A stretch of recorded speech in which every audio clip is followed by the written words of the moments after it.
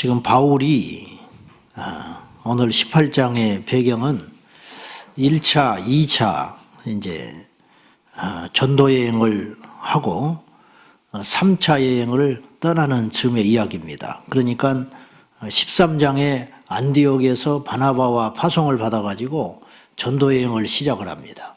그래서 갔다가 14장에 귀환을 해요. 그리고는 15장에 종교회의가 열렸다고 그랬죠. 최초로 교회사 최초로 예루살렘 공회의가 열렸어요. 이방인들이 구원받는 문제를 매듭을 짓습니다.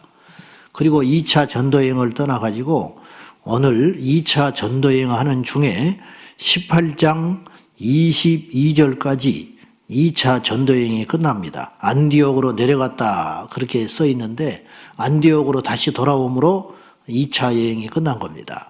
그리고 이제 23절부터 얼마 있다가 떠나 다시 안디옥을 떠나가요. 이게 이제 3차 여행의 시작이다 이런 말이에요. 그리고 이제 체포가 되죠. 그리고 로마로 압송되는 이야기가 이제 사도행전 후반부에 기록되어 있습니다. 자, 다시 18장 1절로 가보시면, 자, 1절과 2절 한번 볼까요? 자, 시작. 그 후에 바울이 아데네를 떠나 고린도에 이르러 아굴라라 하는 본도에서 난 유대인 한 사람을 만나니 글라우디오가 모든 유대인을 명하여 로마에서 떠나라 한 고로 그가 그 아내 브리스길라와 함께 이달리아로부터 새로 온지라 바울이 그들에게 감해. 자, 바울이 아테네를 떠나가지고 고린도에 도착했는데 그곳에서 한 가정을 만납니다. 물론 이제 한 가정만 만났겠어요. 이제 대표적인 한 가정이 있었는데 아굴라와 브리스길라입니다. 그 유명한 아굴라와 브리스길라. 아굴라 브리스길라는 사도 바울처럼 텐트 메이커, 그러니까 장막을 만드는 일이었어요. 우리가 지금 생각하기에 그 장막 그거 만드는 게 뭐 대단한 일인가. 근데 오늘로 따지면 이제 학자들은 이런 표현을 해요. 그 당시 장막 깁는 일, 장막을 설계하고 만드는 이런 일은 아무나 하는 일이 아니었고 요새로 따지면 IT 산업이잖아요. 첨단 산업 그런 거에 종사하는 사람들 있잖아요. 그 정도의 부가가치가 있었던 산업이다. 이렇게 표현을 해요. 그러니까 그걸로 이제 활동을 하고 수입을 하고 하는데 상당히 유익한 직업이 장막 깁는 일이었다는 거예요. 이제 같은 일을 바울이 장막을 이제 만들면서 선교를 하는 자비랑 선교사예요. 일종의. 근데 바울이 왜 그렇게 했는가 하면 다른 사람의 신세를 안 지려고 한 거예요. 왜 신세를 안 지려고 그랬을까? 그것은 책 잡히는 것을 보이지 않기 위함이에요. 오늘날처럼 신학을 하고 어떤 이런 제도적인 어떤 이런 것들이 구비가 돼가지고 성직자와 평신도에 구분이 없었을 때였기 때문에 쉽게 말하면 평신도인지 성직자인지 오늘로 따지면 사도 바울은 엄연한 신학자요, 성직자요, 목회자요, 부흥사요, 선교사요 뭐 이렇게 여러 가지로 명칭을 가질 수 있는 정도인데 그 당시만 해도 이것이 완전히 제도적으로 자리 잡기 전이기 때문에 바울이 순수한 열정을 가지고 복음을 전하느라고 어떤 뒷받침하는 후원자가 부족했을 거예요.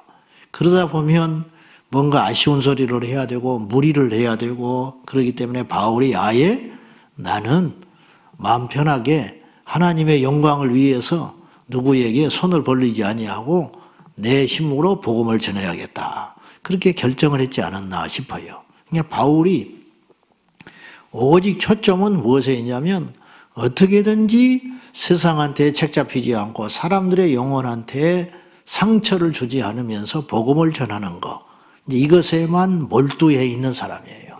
이게 당연한 이치인 것 같지만 이 세상을 돌아보면 그렇지 않은 사역자가 많습니다. 제 자신을 포함해서 자기만 생각하는 거예요. 나의 행동으로 인하여 다른 사람들의 영혼이 상처를 받고 믿으면서 이탈하고 이런 거는 한 번쯤 생각하면서 예수를 믿고 사역을 해야 되는데 이게 기본적인 이것이 지켜지질 않고 이기적인 생각만 앞세울 때가 많다 이 말이죠. 참 아쉬운 현실입니다. 자, 어쨌든지 간에 제가 오늘 아굴라와 이 브리스길라 이야기를 하는 이유는 이 아굴라와 브리스가 평생의 동력자가 됩니다. 그래서 로마서 16장에 가면 이 아굴라 브리스길라가 또 등장해요. 바울이 로마서를 기록할 당시에 아굴라와 브리스길라는 바울은 로마에 들어가지 않았지만 다시 로마로 들어가서 그곳에서 교두보가 돼가지고 주님의 일을 감당하고 있는 바울의 평생 동지가 됩니다. 자, 여기까지 오도록 앞으로도 그렇지만은 사도행전 18장까지 오도록 바울은 홀로 혼자 잘나서 복음을 전하러 다닌 사람이 아니에요. 물론 탁월한 복음 전도자지만 바울이 여기까지 오기에는 우리가 지금 사도행전에 기록된 사람들만 해도 바울이 붙여진 인물들이 굉장히 많아요. 가장 최초로 붙여진 인물이 누구냐면 아나니아라고 하는 인물이에요. 사도행전 5장에 죽은 아나니아 말고 동명이인인데 바울이 예수님을 다메섹 도상에서 만나가지고 시력을 잃어버리고 3일 동안 시급을 전폐하고 어둠 속에 헤맬 때 주님께서 아나니아에게 나타나셔서 바울에게 가서 안수하거라. 아나니아가 안 가려고 그러죠. 그가 믿는 자들을 이렇게 잡으러 다니는데 갈 수 없습니다. 아니다. 이방인 복음 전토를 위하여 내가 택한 그릇이다. 오래전에 내가 택했어. 네가 가거라. 성령의 음성을 듣고 아나니아가 가가지고 안수함으로 눈에서 비늘 같은 것이 벗겨지고 바울이 회복이 되죠. 그리고 나서는 즉시로 복음을 전하는 이야기가 나와요. 그 다음에 바나바를 붙여주시죠. 그 다음에 이제 바나바와 1차 전도 여행을 하고 갈라져요. 마가 요한을 데리고 가는 문제 때문에 크게 다퉈가지고 이제 서로 결별하게 됩니다. 그러자 바울에게 하나님이 누구를 또 붙여주냐면 실라를 붙여줘요. 그렇죠? 그러면서 계속 복음을 전해. 그리고 디모데를 또 붙여줘. 믿음 안에서. 그러더니 오늘 18장에는 또 아굴라와 브리스길라 부부를 붙여줘서 평생에 같이 기도하고 동력하는 귀한 관계가 됩니다. 자, 이제 짐작하셨어요. 여러분이. 눈치를 채셔야 돼. 하나님의 역사는 사람을 통해서 이루어가시는데 이렇게 만남과 이런 사건을 통하여 합력해서 선을 이루어 가신다는 걸 아셔야 돼요. 조용기 목사님 뒤에는 최자실 목사라고 하는 거대한 영적 거목이 있었어요. 그 조 목사님이 나이가 20대 그냥 철이 없고 그러실 때 그때 도망가 버리고 그러면 잡아다가 또 기도하고 앉혀가지고 또 목회하고 막 그러셨다는 이야기 나오잖아요. 그러니까 이런 것들이 다 합력해서 선을 이루어 가시는 거예요. 교회도 마찬가지. 어느 한 교회, 어느 한 사람이 드러나서 주의 일을 한다고 하는 것은 그 사람만 있는 게 아니에요.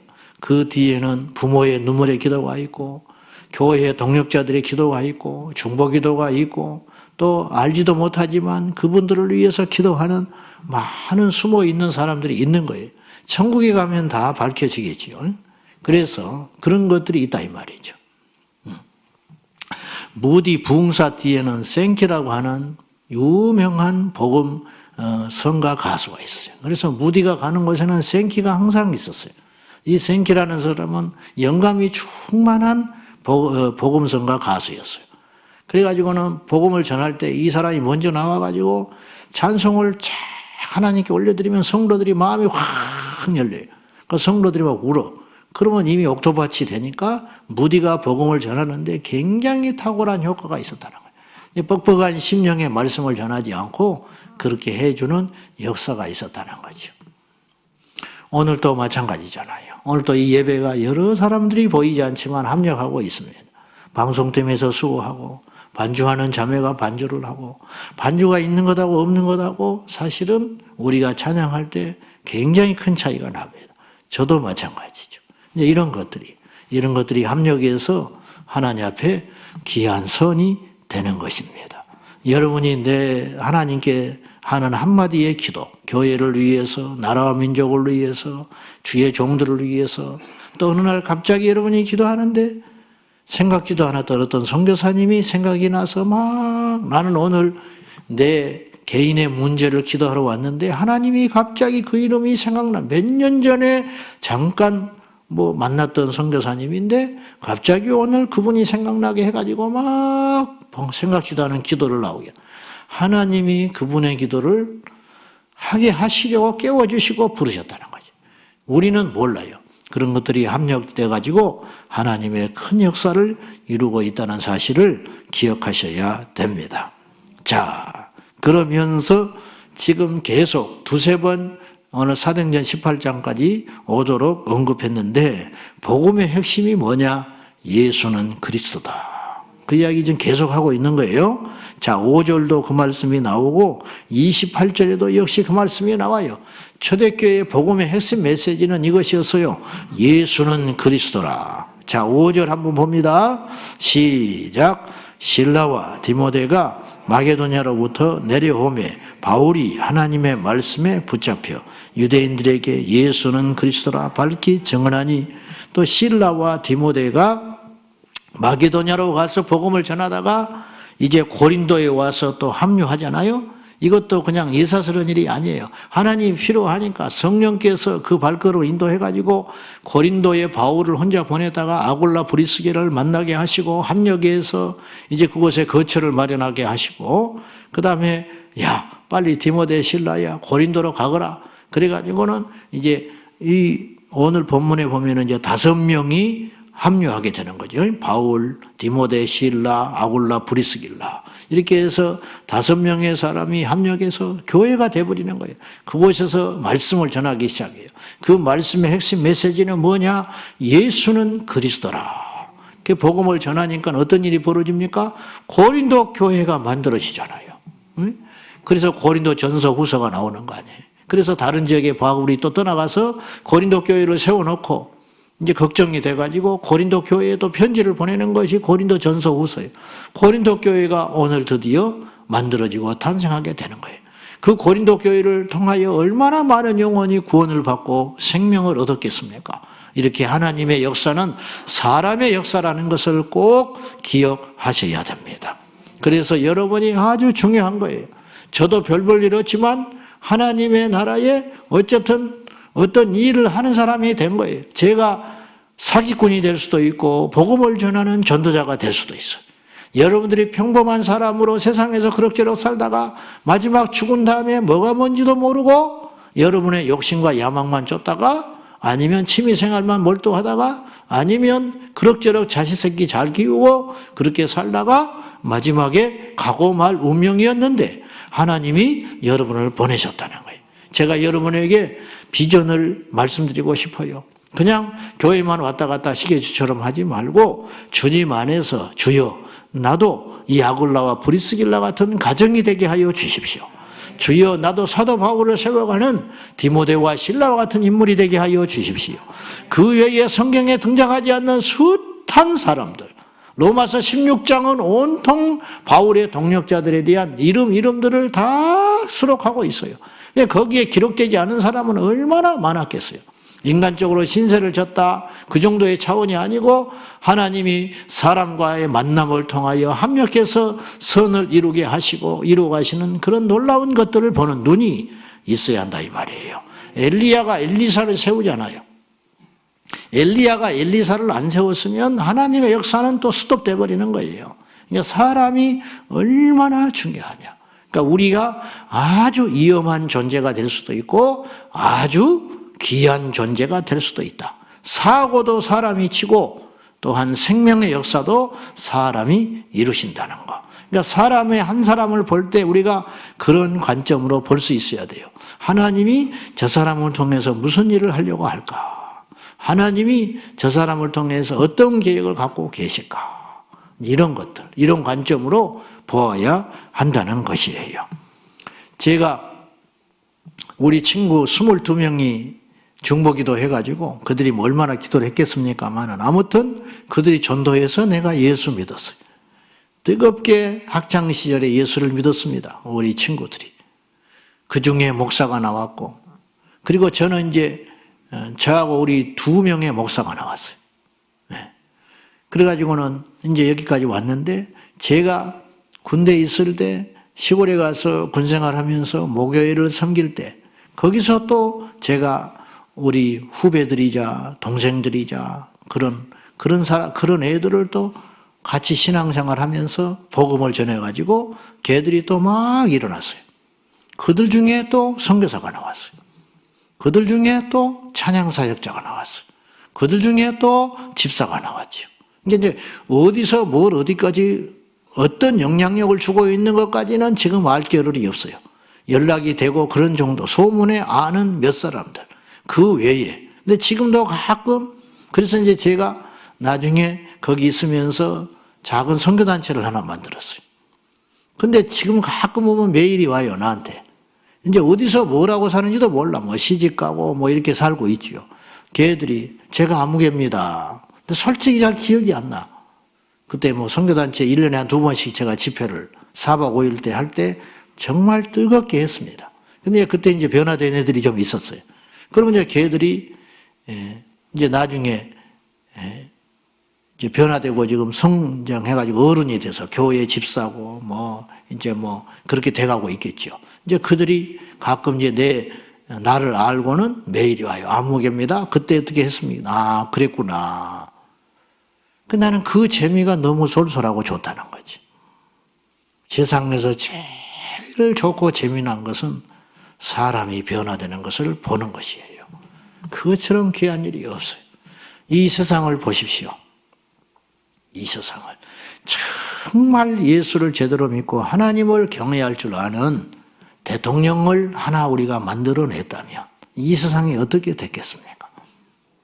아글라와 브리슬라길라 같은 재벌 총수를 하나 만들어냈다면 어떤 일이 벌어졌겠습니까? 여러분, 다윗과 같은 믿음의 정치인을 하나 만들어냈다면 이 나라가 지금 어떻게 됐겠습니까? 이것이 안 해놓으니까 우리 얼굴에 침 박히지만 목회자의 잘못이 크고 교회의 잘못이 너무너무 큰 거예요. 그래놓고 맨날 소리 내봤자 콧방귀도 안 끼잖아. 콧방귀로. 명목상은 뭐 총리도 교인, 여당의 대표도 교인, 지방 모도시 시장도 교인. 근데 하나님 앞에 한 게 뭐가 있어? 지금 이 와중에 전부 대통령 될 생각, 전부 표 얻을 생각만 하고 있지. 책임지는 사람 하나 없고 이런 지경 아닙니까? 정말로 하나님을 두려워할 줄 아는 헌법재판관이 하나 있다면 어떤 일이 벌어지겠어요? 낙태법이 저렇게 쉽게 통과가 되고 간통죄가 그렇게 쉽게 없어지고 차별금지법이니 뭐니 이런 것들이 이건 아니잖아요. 이런 것들이. 사람이 얼마나 중요한가 이걸 우리가 알아야 해요. 다시 돌아가서 예수는 그리스도다. 우리는 맨날 예수 그리스도 그러니까 이게 장점도 있고 단점도 있는 거예요. 이게 복음이라니까요. 예수는 그리스도다. 다른 것이 복음이 아니에요. 의외로 몰라요 이것을. 예수는 그리스도라. 이걸 모르는 사람이 태반으로 많아. 그래서 교회를 30년 다니다가 이제 그때 구원받았다고 그러고 영적 눈이 떠졌다는 둥, 뭐 어쨌다는 둥, 뭐 막 그런 이야기들을 하잖아요. 그건 뭐냐? 그때서야 안 거예요. 교회를 30년 다니다가 예수는 그리스도구나. 생명이 있구나. 그런 것이 있는 거예요. 박효진 장로님 아시죠? 그 박효진 장로님도 자기 스스로 그래. 완전히 날라리 집사였다는 거야. 근데 교회를 안 다녔냐? 교회 다녔대. 11조를 안 했냐? 했대. 자기 부인이 자기 이름으로 맨날 했대. 11조. 또 인간관계 처세술로 능해가지고 타고나기를 똑똑하고 지혜롭게 태어나가지고 교회 가면 뭐 온갖 봉사는 다 했대. 막 이런 거 있잖아. 막 덜렁덜렁하니 막. 밖에 나가면 세상 친구 많고 교회 오면 또 교회 친구도 많은 거야. 그러니까 뭐 가는 곳마다 인기 폭발. 왜? 막 지갑을 열어서 사주지, 리더십이 있지, 뭐 하면 설선수범하지, 또 한 약속은 탁탁 지켜내지. 그러니까 막 사람들이 믿음 좋다고. 근데 자기는 밖에 나가면 노래방 쫓아다니고, 술 먹고, 맨날 고스톱 치고, 머리가 좋아가지고 고스톱만 치면 돈 다 따버리고, 그 돈 갖고 또 막 돈 쓰고 다니고, 술 먹고 다니고. 그래서 사람들이 뭐라고 그러냐, 자기 보고 예수는 저렇게 믿어야 한다고 그랬대. 예수는 그리스도가 아니고 예수는 저렇게 믿어야 된다. 세상 사람들의 사고가 그렇습니다. 자기들 비유 맞춰주고 술자리 가면 한 잔씩 하고 그러고도 자기 할 일은 착착착 하고 주일날은 교회 열심히 다니고 예수는 저렇게 믿는 것이다고. 이게 세상 사람들의 기준이에요. 그런 세월을 보냈대요. 겉만 예수 믿는 사람이야. 뭐 예배를 빠지기를 합니까? 성경도 또 얼마나 많이 읽었는지 모른대. 왜 그러냐? 원래 성격이 그런 사람이에요. 그런 사람들은. 그런데 성령에 대해서 무지하고 아무것도 몰라. 천국 지옥도 안 믿었대 자기는. 그러다가 어느 날 성령의 역사 앞에 깨지고 부서지고 나니까 그때서야 눈이 떠져 버리게 됐다는 거지. 이런 사람이 한둘이 아니야. 한둘이 아니야. 한둘이 아니라. 이것이 본질인데 예수는 그리스도입니다. 예수는 나의 구원자예요. 천국과 지옥이 있고 내 영혼이 이대로 가면 죽어서 영원히 불구덩이에 빠져서 고통받을 죄인이고 그런 나를 건져줄 자다. 그것은 예수님밖에 없다. 이것만 놓치지 않아도 인간은 변합니다. 그것만 잊지 않아도 결정적인 순간에는 말씀으로 돌아갈 수가 있는 거예요. 아, 이러면 내가 안 되지. 이대로 가면 큰일 나지. 내가 이렇게 거짓되게 살면 안 되지. 이렇게 내가 내 욕심만 채우면 안 되지. 하나님이 보고 있는데. 그런 거 있잖아요. 결정적인 순간에. 그게 뭐냐? 우리 마음에 하나 딱 각인되어 있는 게 있는 거예요. 우리도 인간이기 때문에 이 세상에서 넘어지고 덕스럽지 못할 때도 있지만 결정적으로 뭐가 하나 딱 박혀 있는 거예요. 예수는 그리스도다. 세상은, 사탄은 어떤 전략을 쓰냐면 좋은 것을 따라가게 만드는 거예요. 좋은 것이 좋은 것이다. 여러분, 좋은 것은 꼭 좋은 것이 아니에요. 속지 마세요. 나이스한 거, 좋은 거, 굿 아니에요. 좋은 것은 절대로 생명을 대신하지 못해요. 어제 신문에 보니까 서울시에서 광고가 나왔어요. 이제 교회에 대해서 비대면 해라. 이렇게 되도록이면 모이지 마라. 밥도 먹지 말아라. 밖에 가서도 5인 이상은 교인들은 교회 안에서는 당연히 밥을 안 먹어야 되고 밖에서도 먹지 말아라. 이제 방역이라고 하는 이유로 다 좋아요. 근데 타이틀에 광고를 낼 때 이렇게 써 있어요. 슬기로운 종교생활. 슬기로운 종교생활. 어때요? 맞아요? 틀려요? 슬기롭게 종교생활해라. 이게 불신자가 이야기하는 카피예요. 생명을 몰라. 우리는 슬기롭게 종교생활 하려고 모인 자가 아니에요. 우리는 살기 위해서 모인 자들이야. 이거 이해해요? 못해요? 못하죠. 근데 문제는 세상 사람들이 딱 보면 슬기롭게 종교생활을 하는 것이 예수 잘 믿는 거예요. 100% 그렇게 생각해요. 그러니까 이 일을 못 알지요. 슬기로운 종교생활해라. 이게 사단의 카피예요. 불신자의 카피예요. 여러분 초대교회 성도들한테 이거 이야기해봐요. 슬기로운 종교생활해라. 이슬람에서 목숨 걸고 복음 전하는 그들에게 슬기로운 종교생활해라. 슬기로운 종교생활하면 누가 순교합니까? 슬기로운 종교생활하면 누가 천국 갑니까? 이 땅과 타협하고 살아야지. 상식은, 상식대로 예수 믿지 않은 소리는 50점밖에 안 되는 거예요. 100점은 아닌 거예요. 상식 따라 예수 믿으면 맞을 수도 있고 틀릴 수도 있어요. 상식이 진리와 부딪히지 않으면 그건 맞아요. 그러나 상식이 진리와 부딪히면 그 상식은 지옥 가는 상식인 거예요. 근데 이 말을 사람들은 이해할 수 있을까요? 없을까요? 못해요. 그러니까 우리끼리만 하는 소리예요, 지금. 내가 밖에 이런 소리 하면 지나가는 사람들이 눈이 희끗희끗 쳐다보면서 젊은 놈이 저것도 완전히 예수쟁이 됐구나. 그렇게 이야기할 거예요. 제가 예수님 만나기 전에 저도 그런 시각으로 교회를 쳐다봤었어요. 절대로 설명을 해도 몰라요. 절대로 설득되지 않아요. 성령이 오셔야 돼요. 박효진 장로님이 누가 설득해서 그렇게 뒤집어졌겠습니까? 사도 바울이 누구의 말을 듣고 그렇게 꼬꾸라져서 복음 전도자가 됐습니까? 아니잖아요. 가룟 유다가 머리가 나빠서 끝까지 예수님 팔았습니까? 아니죠. 택한 자가 있다. 하나님이 믿도록 예정하신 자가 있더라. 은혜 주신 자가 있더라. 죽어도 믿는 자가 있고 온 천하를 얻어도 안 믿는 자가 있더라. 이게 참 무서운 이야기입니다. 예수는 그리스도라. 그거밖에 없는 거죠. 그거밖에. 자, 9절 읽어요. 마지막으로 시작. 밤에 주께서 환상 가운데 바울에게 말씀하시되 두려워하지 말며 침묵하지 말고 말하라. 이들이 많은 어떤 위협을 받았음을 알 수 있어요. 그러자 주님께서 나타나셔서 힘을 주시는 거예요. 환상 중에 나타나서 바울아 두려워하지 말고 침묵하지도 말라. 그리고 10절에 내가 너와 함께 있고 어떤 사람도 너를 대적하여 해롭게 할 자가 없을 것이다. 이 성 중에 내 백성이 많다. 내가 숨겨놓은 자들이 많아. 너만 홀로 있는 게 아니야. 침묵하지 마라. 두려워하지 마라. 내가 너와 함께 할 것이다. 그리고 너는 절대로 누군가에 의해서 해롭게 당한 일이 없다.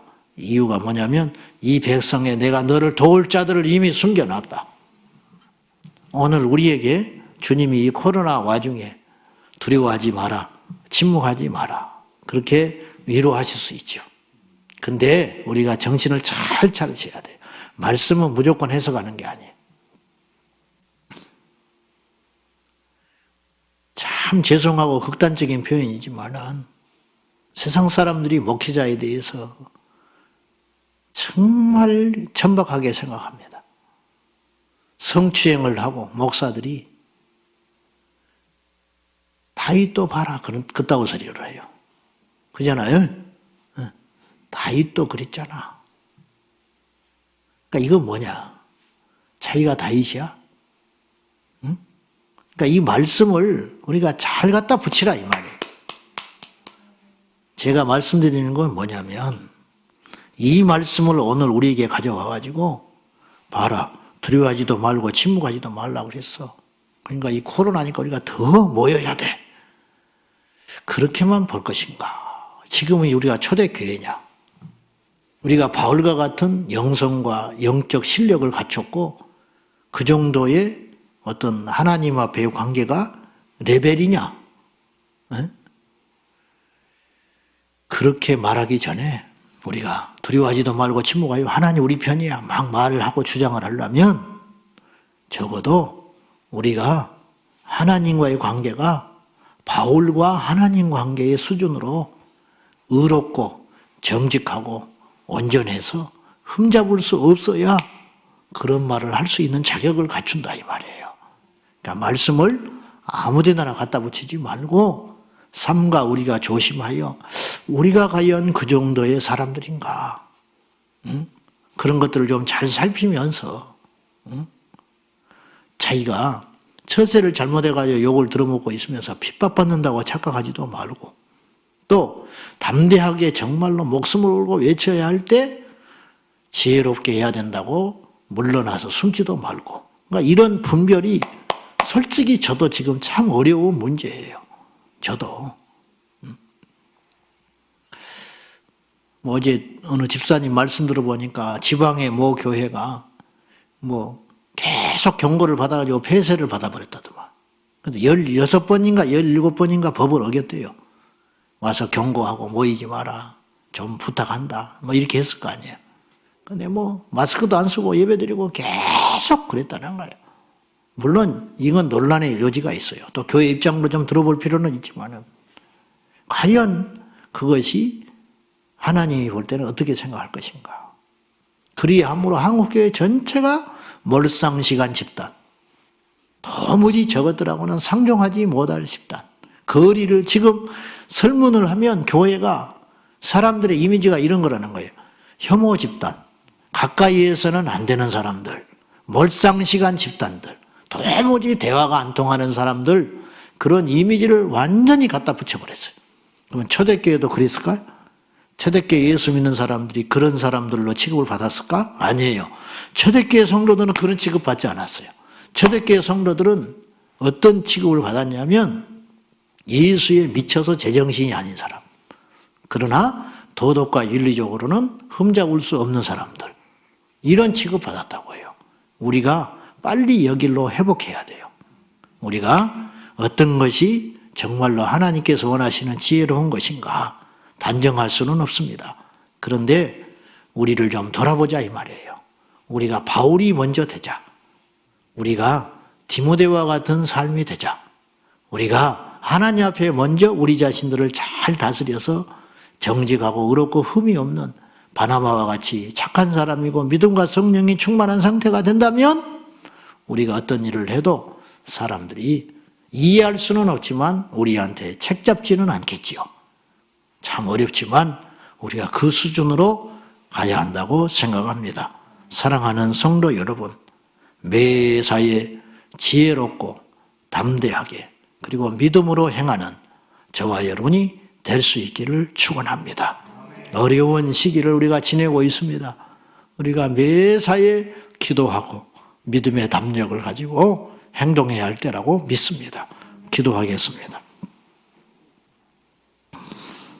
이 시간에 기도할 적에 하나님, 우리가 무슨 말을 해야 할지, 어디로 가야 할지, 어떻게 행동을 해야 할지 깜빡깜빡 속고 세상의 가치관이 들어오고 내 인간의 정욕이 들어오고 내 욕심이 들어오고 그럴 때가 너무 많습니다. 그리고 우리는 죄성과 이기심이 가득 찬 죄인들입니다. 하나님, 우리에게 예수님의 마음을 주옵소서. 세상을 읽을 수 있는 지혜를 주옵소서. 성령의 음성을 온전히 듣고 순종할 수 있는 믿음도 주시옵소서. 이 제목을 가지고 우리 하나님 앞에 한국 교회와 한국 땅을 살려주셔서 하나님의 사람들이 일어나게 해달라고 다 같이 중보하며 기도하겠습니다. 살아계신 아버지 하나님, 우리를 불쌍히 여겨 주십시오. 우리가 무슨 말을 해야 됩니까? 어디로 가야 됩니까? 어떻게 행동해야 됩니까? 성령님 가르쳐 주십시오. 저희들은 지혜가 없습니다. 저희들은 부족합니다. 저희들은 너무너무 어리석고 단순합니다. 성령님, 이 상황에서 우리가 무엇을 해야 됩니까? 이 상황에서 우리가 어떤 행동을 해야 됩니까? 이 상황에서 우리가 어떻게 세상 사람들을 섬길 수가 있겠습니까? 아버지 하나님, 우리가 어리석고 미련한 행동하지 않도록 도와주시고 저희들에게 하나님의 지혜와 예수님의 마음을 부어주셔서 아버지 하나님, 이웃을 복음을 전하고 그들에게 예수는 그리스도라고 가르쳐야 되는데 교회를 다니는 사람들조차도 예수님이 그리스도인 것을 알지 못하는 사람이 대반으로 많사오니 주여 어찌하면 좋습니까? 주여 불쌍히 여겨주십시오. 주여 불쌍히 여겨주십시오. 아버지 하나님, 우리 안에 지혜와 명철의 영을 부어주시고 하나님이 기뻐하는 역사로 영광을 돌리게 하여 주시옵소서. 은혜와 사랑과 자비가 풍성하신 아버지 하나님, 우리 성도들에게 이 마지막 때 악한 세대, 누구도 예상하지 못한 코로나 시대를 맞이하여 우리 하나님께 영광을 돌리게 하여 주시고 우리 주님만을 붙들고 승리하는 삶을 살기에 부족함이 없도록 우리 하나님, 우리에게 담력을 주시고 우리에게 지혜를 주시고 우리에게 믿음을 주시고 우리에게 사랑을 부어주시고 우리에게 예수님의 마음을 부어주셔서 매사에 세상 사람들에게 책잡히지 아니하며 하나님 앞에는 담대하여 아버지 하나님 복음을 힘있게 전하고 훗날에 아버지 하나님, 우리를 통하여 복음이 거침돌이 되지 아니하도록 지혜롭게 우리를 사용하여 주시옵소서. 하나님 아버지, 그 어느 때보다 우리에게 믿음이 필요할 때가 되었습니다. 그 어느 때보다 우리에게 말씀이 절실할 때가 되었습니다. 그 어느 때보다 우리에게 예수님의 마음과 사랑과 지혜가 필요할 때입니다. 주여 우리에게 부어주시옵소서. 죄인된 우리에게 거룩함을 주시고 이기적인 우리들에게 사랑을 부어주시고 어리석은 저희들에게 지혜를 부어주시고 눈이 가로막혀 있는 저희들에게 눈이 열려주시사 하나님의 말씀을 제대로 알고 보게 하여 주셔서 하나님께 영광이요 세상에 가서 천대받고 무시받지 않는 그리스도인들로 살아가게 하여 주옵소서. 아버지, 앞이 보이지 않습니다. 우리는 어찌 믿음으로 여기까지 왔지만 앞으로 믿어야 할 세상 사람들은 어떻게 합니까? 우리 자녀들은 어떻게 됩니까? 주여, 우리가 어리석고 부족해서 이런 일이 자꾸만 생깁니다. 주여 우리에게 믿음을 주셔서 우리에게 지혜를 부어 주시옵소서. 갈 길을 보여주십시오. 성령의 음성에 순종하게 하여 주시옵소서. 예수님의 이름으로 간절히 기도하옵나이다. 아멘. 주여, 주여, 주여. 살아 역사하신 아버지 하나님, 우리에게 은혜를 더하여 주시고 불쌍히 여겨주시사 이 약한 세대에서 믿음으로 승리의 삶을 살도록 하소서.